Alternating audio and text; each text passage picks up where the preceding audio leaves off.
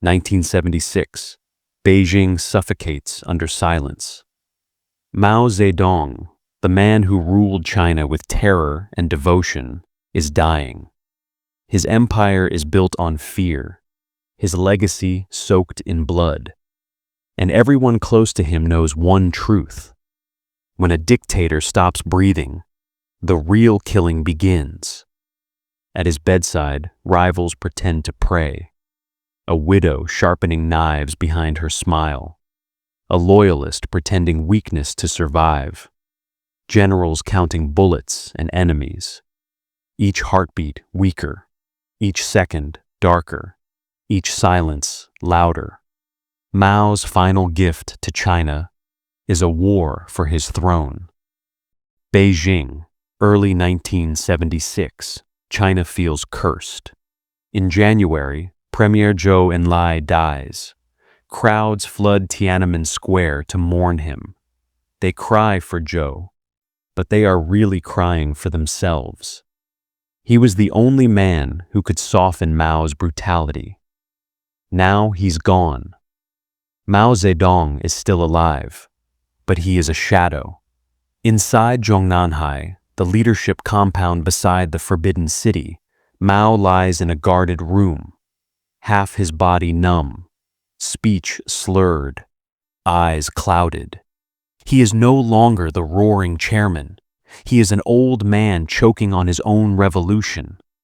Yet everyone still fears him. At his bedside, power gathers. Jiang Qing, his wife, face rigid, eyes always angry.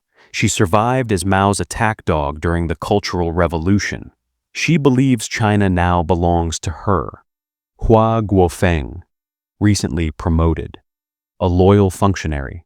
Pressed suit. Careful smile. People barely know his voice. But Mao has marked him as successor. Marshal Ye Jianying, veteran of the Long March. He has seen emperors, warlords, and now Mao. He has watched the army humiliated by Red Guards Jiang helped unleash. He will not let that happen again. They share a room. They do not share trust. Outside, the country is cracking. Factories limp along. Railways struggle. People whisper about famine and chaos from the Cultural Revolution. No one knows who will be denounced next. In March and April, citizens secretly lay wreaths for Zhou Enlai in Tiananmen Square. Security forces remove them at night. By day, more appear. This is not just grief. It is protest. Historian Frank Decoder notes that by 1976, Mao's rule had left a country exhausted and frightened, a people waiting for change but terrified of saying it. Mao hears whispers of unrest around Zhou's memory. He smells danger. To him, mourning is not emotion. It is rebellion. He orders Deng Xiaoping removed again, the man many hoped would restore order. Deng is placed under house arrest. Hope locked away. The message is clear. Even dying, Mao can still destroy lives. Back in his bedroom, the air is thick. Jiang Qing leans over Mao, adjusting his blanket like a performance. She tells staff, "The chairman's line must continue. You will follow those loyal to him." She means herself. Hua Guofeng stands a step back. He lowers his head when she speaks. He looks harmless. But inside his jacket is Mao's handwritten note, naming him to lead. Marshal Ye watches them both. He remembers officers beaten to death in stadiums. He remembers Jiang Qing's speeches calling for more struggle. He knows if she wins, the army will bleed again. No one says this out loud. They just listen to Mao's breathing. In, out, slower each day. Outside the walls, 1 billion people live in fear of decisions made in this single room. They don't know the names of all the players. They don't know every plot. They only know one thing. When Mao dies, someone new will decide who lives in terror next. The empire is not mourning yet. It is waiting. The chairman is still alive, but his grip is slipping, and every hand near him wants what falls. Jiang Qing has survived the revolution by turning herself into a weapon. Now she sharpens the blade. She storms into propaganda headquarters, demands new posters, new slogans. Defend Chairman Mao's revolutionary line. But the message beneath the ink is simple. Obey me. Her faction, the Gang of Four, stands behind her. Wang Hongwen, the young radical she wants as puppet leader. Zhang Chunqiao, strategist, icy and silent. Yao Wenyuan, propaganda master, pen sharper than knives. Jiang Qing, ambition in human form. They plan a future where the Cultural Revolution never ends, where struggle sessions return, where the army kneels.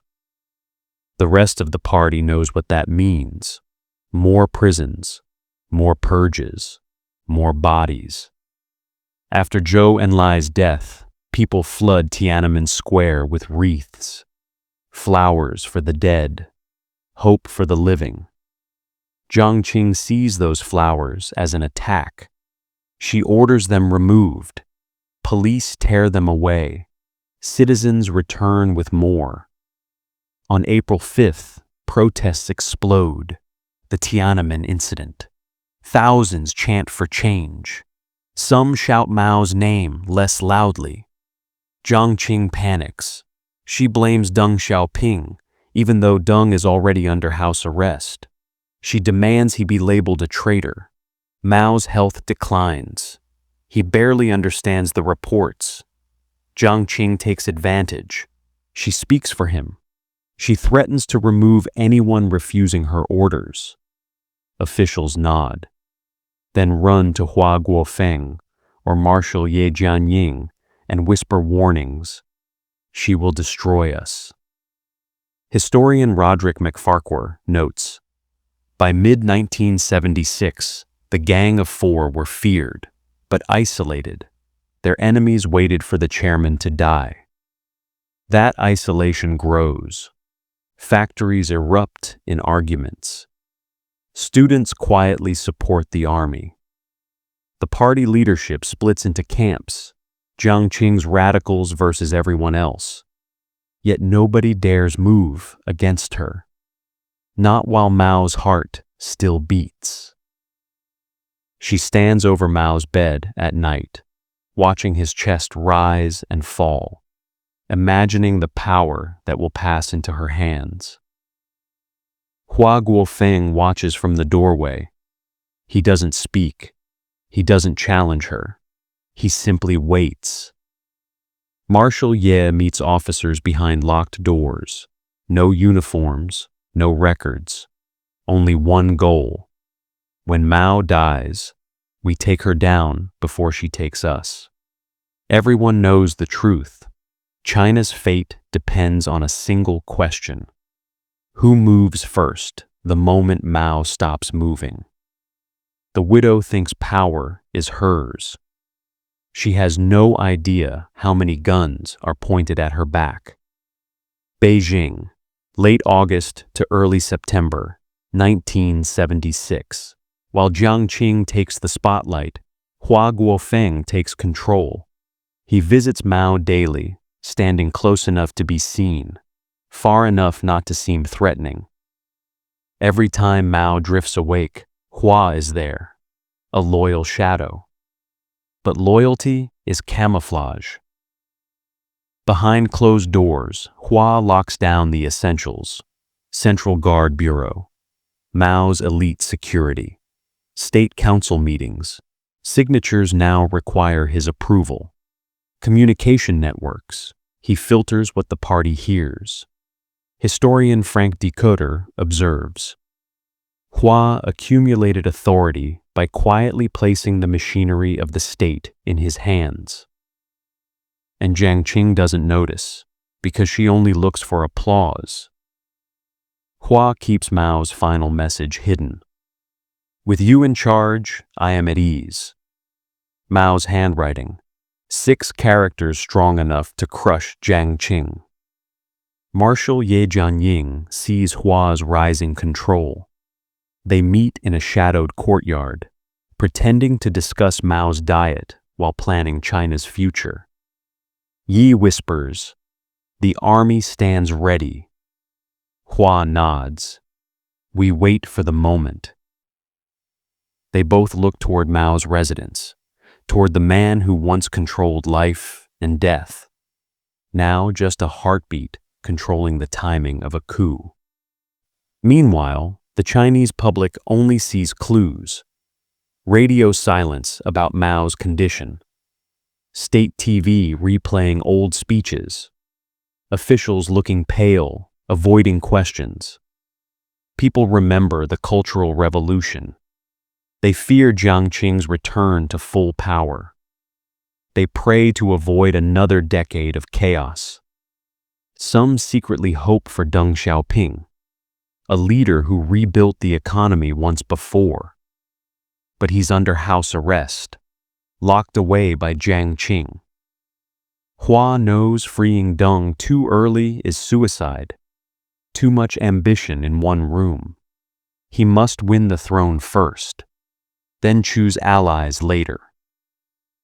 As Mao's breathing worsens, Hua positions a key player, Wang Dongqing, commander of the elite security guard, loyal to Mao's legacy, not to Jiang Qing.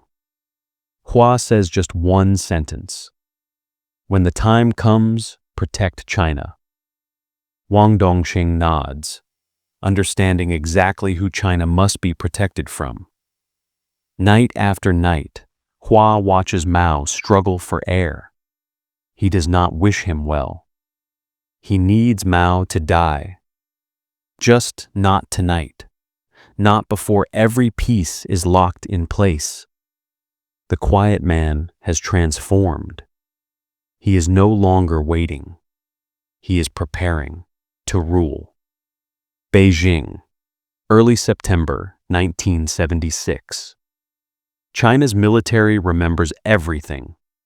They remember generals dragged onto stadium stages. They remember Red Guards swinging belts and bricks. They remember Jiang Qing shouting for more struggle. So now, as Mao's pulse slows, the army prepares for war. Marshal Ye Jianying leads the plotting. His office is bugged, his phone monitored, his staff terrified. So meetings happen outdoors, in parked cars, along garden paths, inside empty hospital corridors.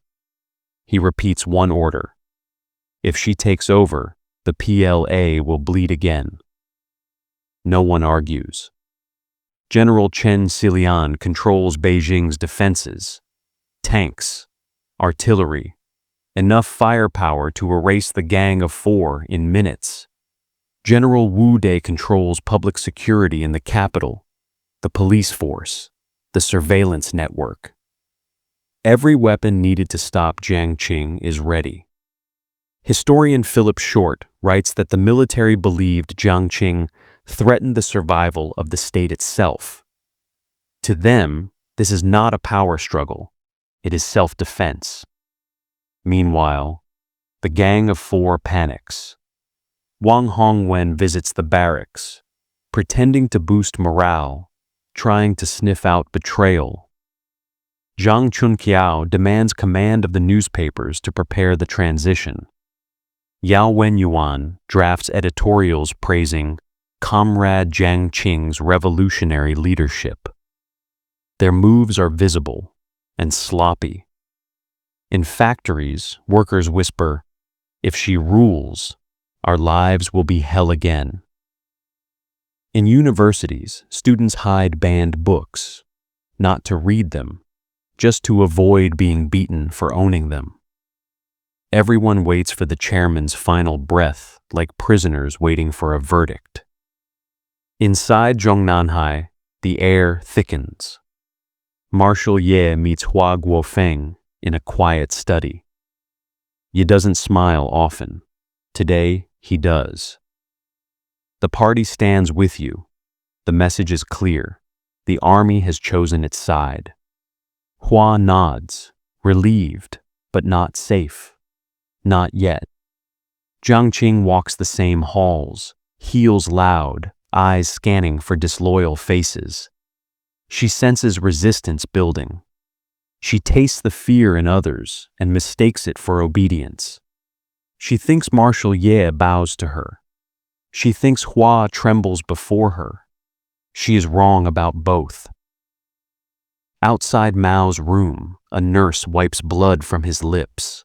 His chest rises and falls, unstable, stubborn. One more breath, then another, then another. Everyone in the compound listens to those breaths like gunshots in slow motion. Because once the last one comes, guns will decide who speaks next. The army has already chosen its enemy. All that's left is for Mao to die. Beijing, 10 a.m., September 9th, 1976. The moment China feared finally arrives. A monitor flatlines. The medical team freezes, terrified to say the words. Mao Zedong is dead. For 27 years, one voice ruled 1 billion people. One man decided who lived, who starved, who suffered. Now, silence. Doctors stand still, not mourning, fearing blame. Jiang Qing demands access to Mao's corpse. She screams at nurses, accusing them of murder for letting him die. Hua Guofeng steps between her and the body. Show respect to the chairman. He speaks softly, but his authority is unmistakable. Marshal Ye appears instantly. No sleep, no tears, just purpose. The three stare at Mao's corpse like vultures fighting over the first tear of meat. Historian Frank Dictator writes, "At Mao's death, the party entered a state of panic and confusion. Every official in China knows the rules have changed. Every enemy Jiang Qing made is suddenly unafraid to hate her. Hua and Ye rush to secure the core of power. Secretariat offices, communication center, state media, security forces. The Great Hall of the People radio broadcasts announce Mao's death. Millions hear it. Millions freeze. Across China, people burst into tears. But joy hides behind some grief. Relief mixes with fear. What happens now? Will the killings return? Who takes power? Mao's portrait hangs over Tiananmen Square. For the first time, it looks vulnerable. Back in Zhongnanhai, Jiang Qing vanishes into the halls, gathering the Gang of Four. They plan to move fast, secure propaganda, denounce enemies, arrest Hua Guofeng if necessary. But Hua is already 3 steps ahead. He offers a final blessing to Mao's body, a bow performed for the room, not the corpse. Then he stands tall, no more pretending to be small. Mao's death has crowned him, if he can keep the crown on his head. Jiang Qing believes her war begins today. Hua Guofeng believes it ends tonight. One dictator dies, another is born. But only one will control the gun that points next. Mao's final command was silence. What follows will be screams. Beijing, October 6th, 1976. 27 days after Mao's death, the Palace of Power becomes a trap. The Gang of Four arrive at the Zhongnanhai Council Hall for what they believe is a routine leadership meeting. No extra guards, no visible threat, just polished floors and silence that feels wrong. Jiang Qing sits confidently at the head of the table. She believes the revolution is hers. She believes tonight Hua Guofeng will obey her commands. But outside, the trap closes. Elite security forces under Wang Dongxing quietly surround the compound. Guns locked, radios off, orders clear. Arrest the Gang of Four. No speeches, no delays. Marshal Ye Jianying waits in a nearby building, hands steady, eyes unblinking. Hua Guofeng remains inside, playing his final card. He unlocks a drawer and pulls out Mao's handwritten note. "With you in charge, I am at ease." Jiang Qing's smile evaporates. Wang Dongqing signals. Doors slam open. Boots thunder in. Rifles rise. Wang Hongwen jumps from his seat, a pistol tucked under his jacket. Soldiers pin him to the floor. Yao Wenyuan pleads that he's just a writer. No one listens. Zhang Chunqiao tries to negotiate. A mistake. He is gagged mid-sentence. But Jiang Qing, she stands, back straight, voice calm. "You have no right. I am Chairman Mao's wife."